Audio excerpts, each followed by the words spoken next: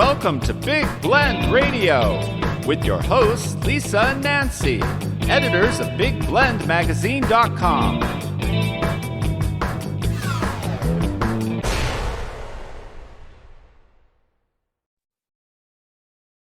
Hey, everybody. Welcome to Big Blend Radio Success Express Business and Career Show. Every third Thursday, we get to chat with Lea Brovedani, the trust architect. She's a speaker, a workshop facilitator on trust, and she's recognized as a top thought leader on trust by the organization Trust Across America. She's also an author. Two of her latest books are Trust Me, Restore Belief and Confidence in an Uncertain World, and Trusted Secret Lessons from an Inspired Leader. I encourage you to go to our website, thetrustarchitect.biz.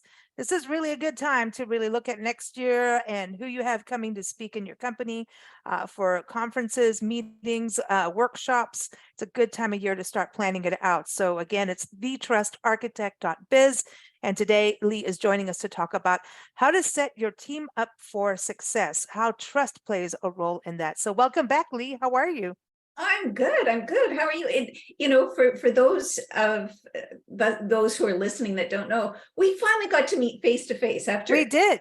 Meeting and we didn't take any photos. Years. Yeah, I know, no photos, but we did have margaritas, so everyone knows. Which is why there was probably no photos.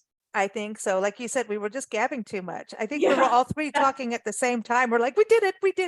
This is awesome. So that was exciting to see you in your new hometown of beautiful Savannah. Man, you've got some history there. That's for like everywhere you turn, I'm like, wow, so much history. So a lot to explore, and beautiful Tybee Island, beautiful sunrise, lots of good stuff. So beautiful, and we'll have to come see you again. It'll just happen. Absolutely. Yeah, we're enjoying it. We've only been here for 6 months, but people are really friendly. There's lots to see and do, and so far we're enjoying it a lot. So well, you've got a lot around you too. I mean, you could go, you've got so much, even just within 3 hours. It's cool.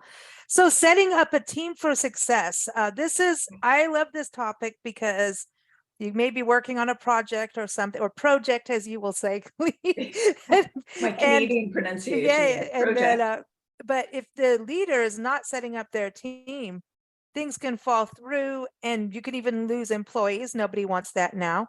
And I kind of feel like right now it's a perfect topic, especially going into 2023, that, now is like people need to get back to team building and teamwork. Absolutely. Yeah. Projects, people have been doing it remotely, and it can still work remotely. I know we're kind of still in that interesting zone of partial remote, partial in at the workplace. So I think this is a good topic. So you have a great article. It's up on blendradioandtv.com, everyone, and will be featured in the new issue of Success Express magazine. You say in there that we don't trust what and who we don't know. So that's one of the first things about trust. So when you talk about communication with a team, so you talk about, hey, have the pizza party, right? People should get to know each other at work. And I think when it's all look, we know each other virtually, right? And then in person. That's a good. You can do it virtually. You can get together, but it's really important that people get to know each other other than just business. And I talk about it in the article that there was a scientist who was he was an engineering teacher, and he did a little experiment where he got everybody together before they had to work on this really heavy duty project, and just around pizza and beer. And he found that the collaboration between the team was so much tighter that when people got to know each other on a personal level, they actually trusted each other more. And it just, to me, it just is like logical. It makes sense that if you don't get to know somebody, and I've got a question and I think, well, I'm not, I'm afraid I'm going to look like an idiot if I ask this question. Ooh. But it's really important in order for the project to go forward or to get all of the information. If you know the person, it's a lot easier to pick up the phone and have that casual conversation. Yeah, especially if you need help in something, or you're overwhelmed in a project, and someone can step in and go, oh yeah, I've worked on this last year. And so that collaboration comes together. And does it help to connect on things that of common interest, like dogs or something, puppies Yeah, and absolutely, kittens. absolutely. You know, we connect with people, and there's, oh my gosh, social media has done such a disservice because it is so unsocial.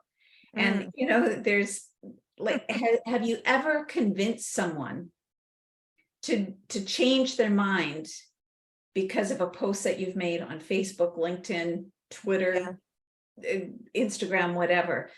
If you can sit down and talk to somebody and just be curious and be open, it goes a long way in order to establish trust. So the first thing that you have to do is to get to know a person, and then you can start establishing trust. But it's really hard. We don't get into situations where we automatically meet someone and well, not everybody, but we don't meet someone and go, oh yeah, I'm just going to trust them. Yeah, that you have to, earn the trust and develop a relationship, Yeah. And that's, I think, for part of that is actually giving and being authentic in your communication, right? Yeah. Be real about who you are. Don't, be Yeah. all phony. It's kind of like we talked about before on the show.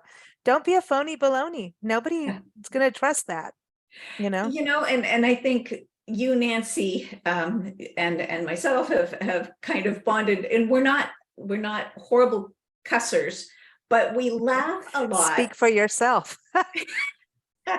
We laugh around the fact that we know how to cuss. Yes. We're genteel women who are very sophisticated. Well, okay, that's a lie, but Yeah, but it's you don't have to go to those things really. It's more about if you're going to do something to help someone, genuinely go to help them, not to get your name on the credits or something. You know what I mean?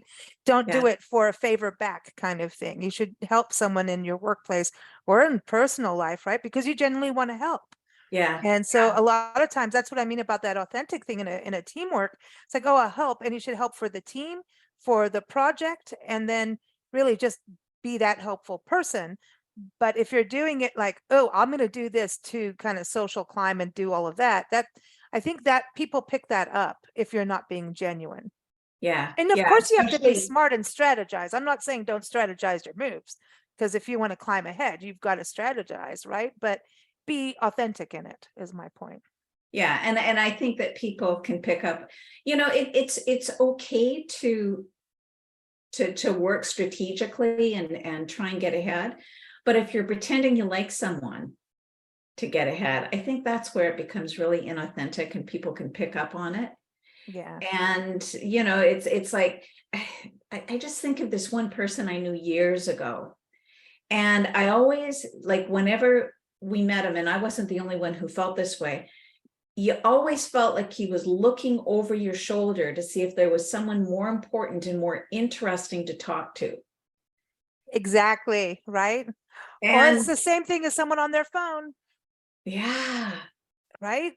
That was interesting. That I noticed that about the three of us sat and talked together. If we did something with our phone, it was to show each other something. Yeah. None of us took messages or texted or did anything like that. It was about our time. And I think that's something too. It's like when you're talking to someone, like maybe in a networking event or, whatever, it's like you start looking at your phone and someone's talking, you start to lose connectivity every time you don't engage. Yeah. I had a boss years ago. This is, going back years and years, but it still sticks in my mind because one of the people that worked for me, because I managed a call center, I was HR director for a call center.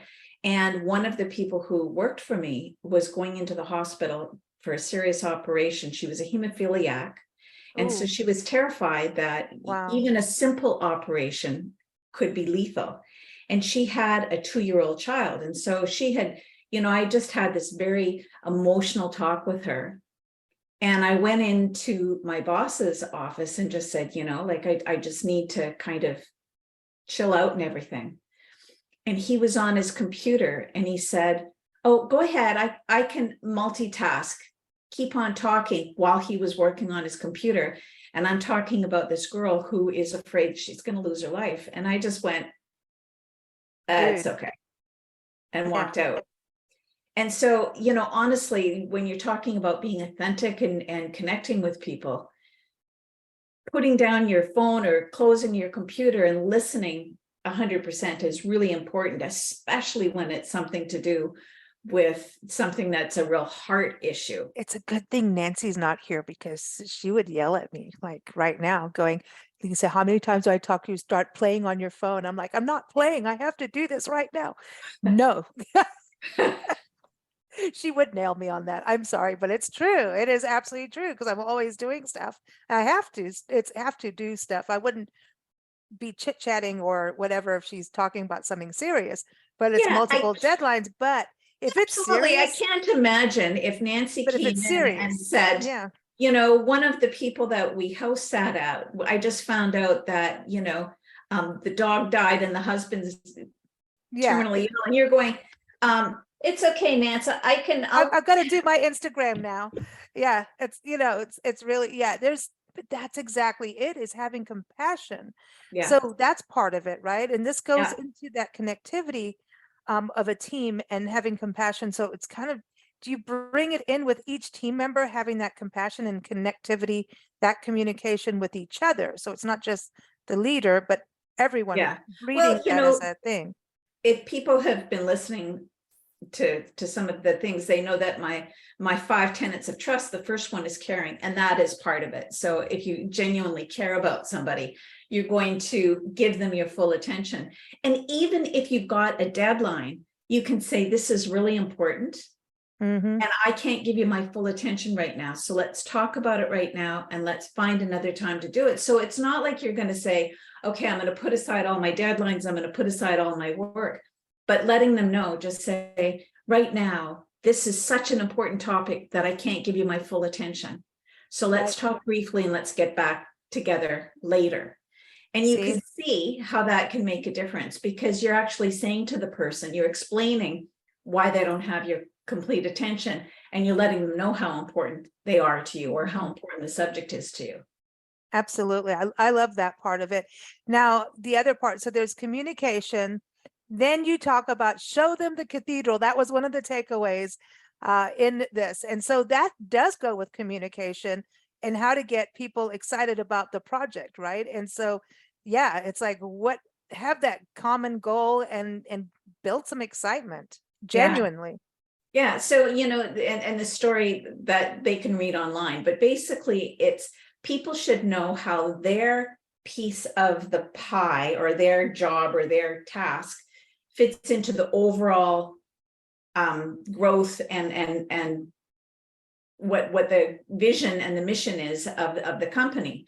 So if you've got someone who is, even if they're running and getting coffee for everybody, and that's their task and that's what they're hired to do, you know, even saying to them, listen, none of us work very well unless we're fueled. And we're trying to do this big task, and we want you to know how important your piece of this is. That if it wasn't for you, we wouldn't have the no one's fuel going to and be the happy strength and everything, yeah, to keep on doing our job. And sometimes it's those moments where people understand where they fit into the grand scheme of things. And so they're part of the they are part of the end result.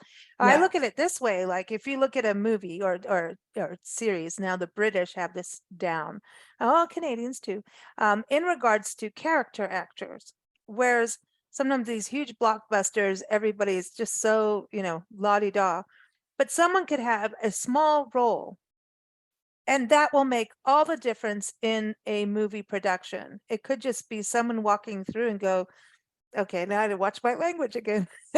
Say one thing, right? It could be that one line, but that line is everything to set the tone of a movie or whatever. But that is a teamwork. And I think that you see that in movies, but even if you're not, you're not dressed the most flamboyant or, all of the, the fancy stuff, it's that one thing. And it's important for the storyline. And without it might not give the whole description of what needs to be done.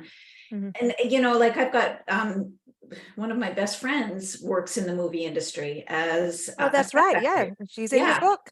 Yeah. And when Jan's doing something, a lot of times, some of the best movies, they'll set the whole scene.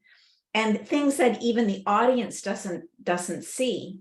But it's so important that it allows the lead actor to get into character. So it could be, you open the drawer and all of the clothes are stacked beautifully because the character is someone who is known as being fastidious. And when they open that, it reminds them of what they have to do.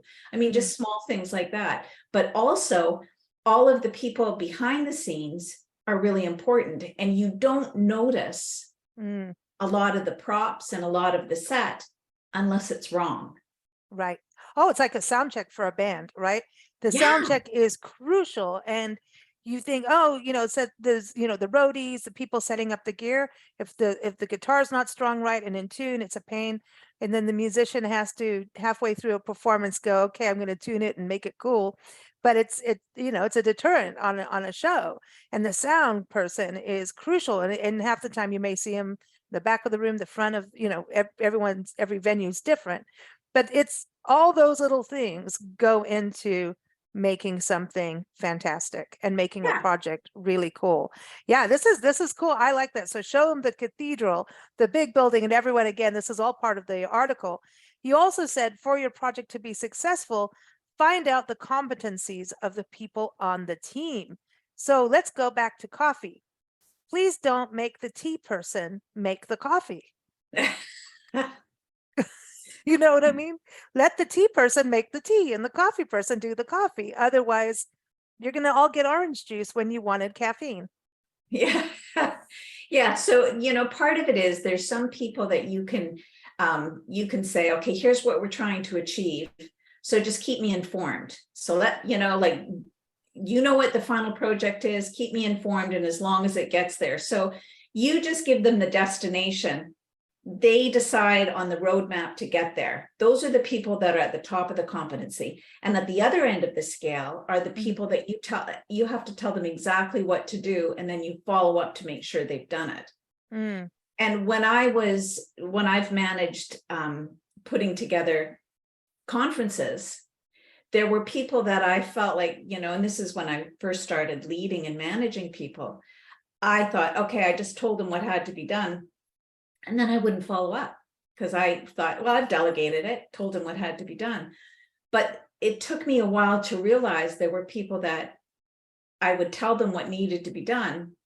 And then I had to circle back and ask if they had any questions and circle back again and ask them where they were in the task. And then, so constantly, so how far along are you? How long is it going to take? And so you need to understand the competencies of the people you're working with.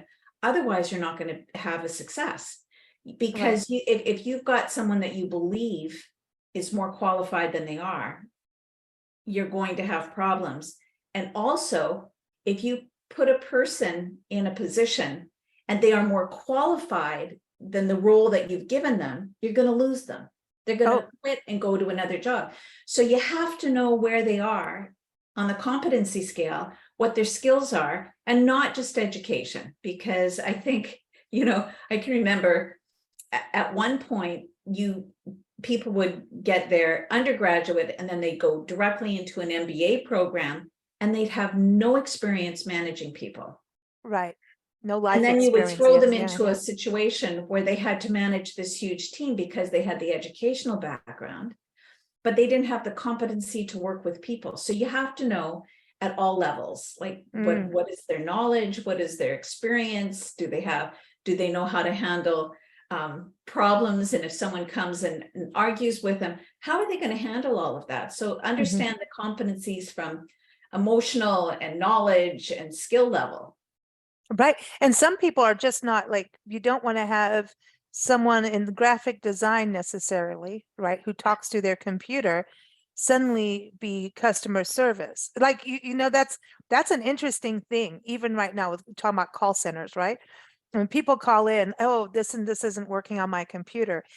And you get into a technical person who is a geek. They geek out on it. And I mean that in a really nice, positive way. I love geeks because they help.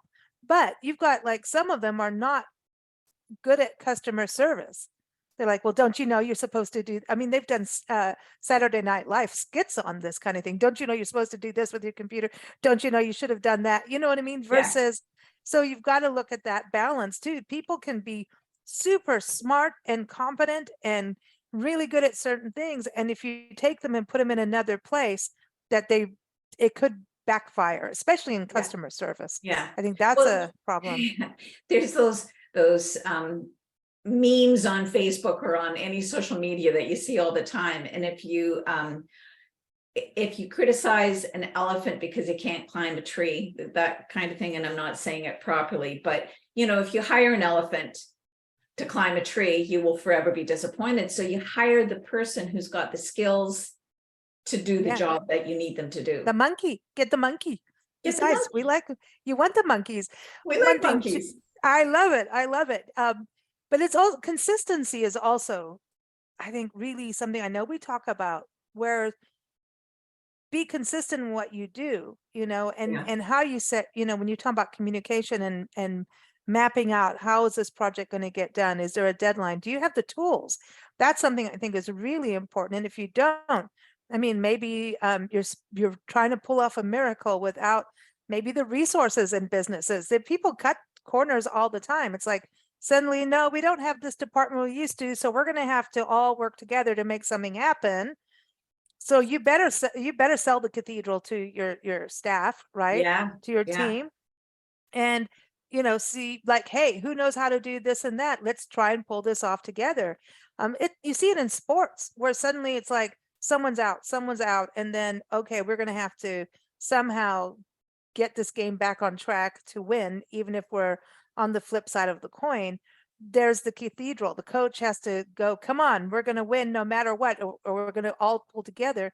And even if you fail, there's an energy of everyone working together.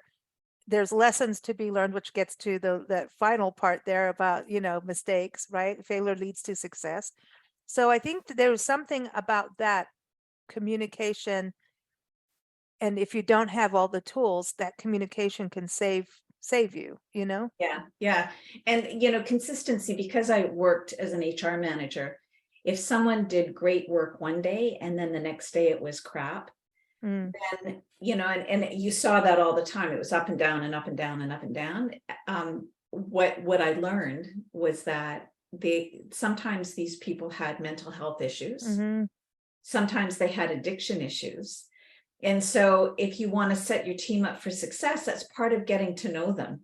If you're at a party and it's just supposed to be, a mixer, and people are getting to know each other, and you notice one person in the corner and they're pounding back, drinks 3-1, then Time to maybe step that's in. something, they might have just had a bad day. And so you accept that. But if their work is really inconsistent, then remember that first night and maybe start exploring to see if that's something that they need to have some help dealing with an addiction or a mental health issue. Can consistency fall flat if they're not given the tools on a consistent basis? You look at some offices. Yeah. If you're not being consistent on your side, you can't expect the team to be consistent. That's like trying to say, okay, if the internet's down, sorry, I can't help anything. I can't do this interview. I can't be consistently on time if the internet's not there or something, or you didn't get them upgrade their computers or whatever it is. You've got to be on top of those things so that your team can be consistent. That's the thing I see too, And I've been around long enough. I can remember when I was doing, I did a course on sales, which just really was the worst thing to do. I'm not good at sales. So I was teaching this course. Anyways, I remember the whole room, I had this team and they were really quiet. And I was so excited because I had finished my degree or my diploma in adult education. I was teaching this course. And finally, one of them said, Lee, we know how to sell. The product is crap. See, that's it. See, oh my gosh. See, that's it. Okay, well, I sold cars for a month. just to see what it was like, because I went from musical organ sales and they said that we were all like, car salesmen. And so I was like, well, what's so bad about that? And I really know how to buy cars. I'm good at that. But I really didn't care about the car. I realized I couldn't sell if I didn't have belief in it, and I Yeah. didn't care. I was bored. I was so bored. Oh my God, I had to stand there all day and wait for someone to come in, and then everybody attacks the person come in, and I was like, I'm playing air guitar. I'm so bored. And then they're like, is this a V6 or a V8? I'm like, what? Are we having Bloody Marys? No. What? What? Oh, And Lisa. no, I sucked. I totally sucked. Because I didn't have a passion for what I was doing. I thought, oh, I can sell anything. Now, I'm not saying what I sold was crap, because it wasn't. It was Toyotas, and I still believe in the Toyota. I do. But honestly, if you also don't believe in what you're selling, you can't do it. Yeah. You have to. It's the cathedral. But if you don't believe the cathedral, you're not going to be. You can't sell what you don't believe. Yeah. Yeah. And, we talked about communication, and part of that is bringing your curiosity. If you're not sure, I see people arguing about things instead of just taking a step back and saying, okay, I'm curious. You've got a really strong opinion about this. Give me some information on it. Yeah. And I've been guilty of it too. I was looking over some communication that I had with a colleague of mine, and we had very, very different perspectives on vaccines. And both of us were going at it like this. And there was absolutely neither of us, we weren't going to convince each other. And instead of, taking a step back and saying, I'm curious, like, why are we both doing this? Yeah. And what is it we're trying to accomplish? And isn't it great that we can have a discussion and maybe not agree and still maintain a friendship as colleagues? Like, understand, like, be curious, like, why are you getting into the conversation? What is it you're hoping to accomplish? It's that. What are your goals? That's always it's so hard to remember, but it's so true, especially these days. You could be working for a company, and even the political beliefs could be completely, I know companies that have prayer meetings in the mornings, and that could really alienate half the staff. Or are they hiring people who like and support that and believe in so you have to look at that connection too. So you can't just put everybody in a circle and go, okay, now you're suddenly going to do this, whether or not you believe it. That's a little much. And so you're not going to have a cohesive team if they don't have something that they can all get behind and connect on. But there's some things like that. And it's true. Are you going to get into why are you going to get, especially in a workplace, like politics and stuff? It can happen. But just even, don't start me. I'm going to go in dirty water there and get into trouble no matter what. But it's true. Look at people not supporting certain products because of the political beliefs and campaign donations and things like that. And if you're working there, then you may want to say no or yes. So are you going to fight it? Why are you going to fight it? Do you enjoy the rest of your job? I mean, what? So you have to kind of balance those kind of things out and think, why am I having that conversation? Yeah. Am I going to get pissy or not? Like, why am I going to get pissy over it? Is it worth it? And from a success, setting your team up for success, if you're in a meeting and you want everybody's opinion, as a leader, you should be the last person to talk. You should find out everybody else's opinion about something, because as soon as you speak, your opinion is weighted so much heavier than everybody else's. People may be afraid to give you their good idea because you've already told them this is what's going to happen. So if you want to set your team up for success, then you have to kind of be able to take a little bit of a back seat and allow them to communicate. And I remember asking opinions about things and people getting really upset because I wouldn't take their suggestions. And so even now I'd say, well, I'm interested in hearing what you have to say, but I need to let you know that I may not follow your suggestion, but I'd like to hear it anyways. You Yeah, know, like because you never, however you want with it. that's part of getting to know each other. And Yeah. it may be suitable for something else down the road. And I think also when you talk about, managers or leaders going in and giving their opinion first, when that happens, that also, some people maybe new and go, oh, well, that's what they want, so I'm going with this. And so the opinion will be, it's just like dating a guy and saying you like the same music they like, right? Meantime, you hate it. Or pretending to like football. I don't care about it, but I'm not gonna fake it. You know what I mean? So you can, if you got new people who aren't certain, they may just side with everything the leader does. Oh my God. That would make me gag. Yeah. You know, seriously, there's Yeah. what is that? If everybody is of the same opinion, then if you and I are of the same opinion, one of us isn't necessary. I mean, what you want. And I'll go back again to when I was managing, like when I was helping organize conferences. I can be a Pollyanna and see the positive. And there were people on the team that they would give me every reason why it wouldn't work.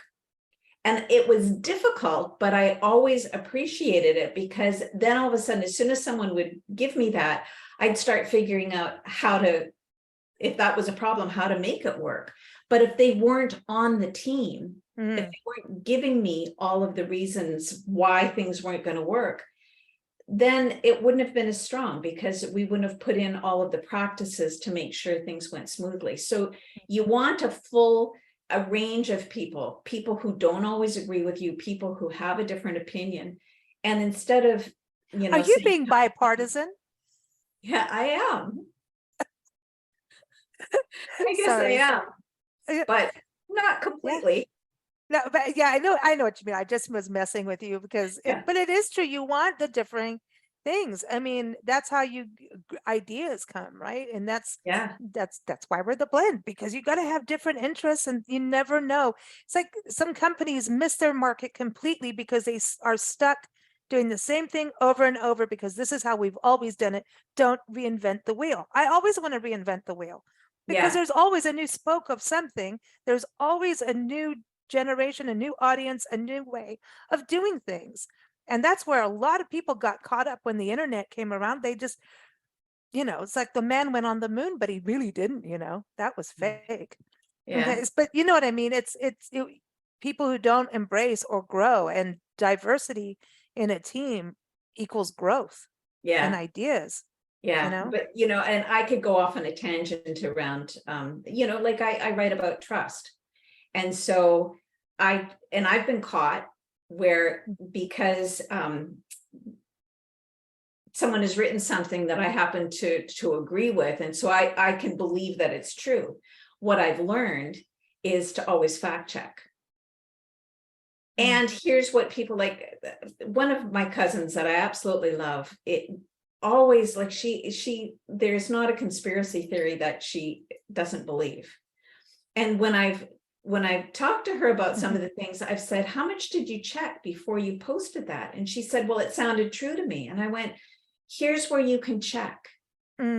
And if something is really outrageous, and they'll say, well, all news media is live. Well, no, they don't. Go to all sides. And if you want to see where the bias is, then look at that. But if no one else is reporting it, except for this obscure little, then how true can it be? So around communication, before you pass something on, try and make sure that it's true, genuine. That's it. That's the thing about why are you doing it, going back to that. So we're back to being genuine again. We did a full circle lead. This is good, but I want to add one last thing to the full circle. We talked about failure leads to success, having the room to let people make mistakes, which I think people cringe. I know, especially when I was younger, getting out there and starting working with different companies, I was really tough on myself, like very like I have to be Miss Perfect, everything, and that didn't work so well. didn't work, and I'm a Virgo, so I really am a pain in the butt. Like, just, I am. And I've learned that you can't be perfect and you cannot beat yourself up, but a new person could get to that point of cannot make a mistake, but then you stunt yourself. Yeah. And maybe if you're in a company where you are looked down on for your mistake and maybe even ridiculed later, that's not a good growth environment. No, and that stifles creativity too. So if you're working for someone, like you don't want to encourage mistakes, but in a way you do. And so you want to take people and make it safe for them to make mistakes. So if they do, then be able to say, okay, what did we learn from this? I think I don't know if I wrote in this thing, but one of my friends was a grade 3 teacher and I was helping her. I was volunteering in her classroom. And I remember one of the kids ran up to her and said, Mrs. MacGyver, I made a mistake. And she turned and she was just the most compassionate, perfect teacher for this age group. She said, no, you made a learn. Let's see what I love that. I love that. I think we should all adopt that. I don't care how young or old we are. That's a good thing. Yeah. What did you learn? Yeah. So I think if we can say, and if they're still making, if people make the same mistake over and over and over again, that's a little different. Yeah. Then you need to let them go. They're not in the right position. Right. This is such a good conversation. What a great article. I mean, I just feel like so much changes in the world and, people being distanced and how do you get projects done? And something to remember and go through this article, everyone. Get Lee's book, trust me, or call her, go to her website, thetrustarchitect.biz and get her on board for a workshop. Do you do workshops remotely ever? I know you do. Yeah, I've done a few virtual workshops, and now it's quite easy because with Teams and with Zoom and with breakout rooms and like I've got the professional version of Zoom, and so it's kind of fun because you can put people into breakout rooms and have them work. That's it. You misbehaved. Bring them all back. What's that? I said, that's it. You misbehaved. Go in your breakout room. Yeah. But put your head in the corner. Exactly. Yeah. So I do both. It's fun. There's nothing, I don't think, that compares to having a live audience. And so being in a room where everybody's collaborating and you can bring everybody back together and share ideas. I mean, you can do that virtually and it works. But there's something about feeling the energy of people in a room that I still love. Yeah. I mean, the same as musicians, we need the energy. Yeah. There's that energy and you can see people's faces and how are they feeling? And are you looking at your phone? Put your phone away as you're taking a note. You know what I mean? So I love that. So everyone, again, thetrustarchitect.biz, that is Lee's website. Watch for her articles in the next issue of Success Express magazine. You can get that at blendradioandtv.com, and her article's up there now. You can see it right on the homepage. And of course, keep up with us at bigblendradio.com. Lee is here every third Thursday for our Trust Talk. So thanks so much, Lee, and happy holidays. Thanks, Lisa. Thank you. Merry Christmas, everybody. Hey, hey.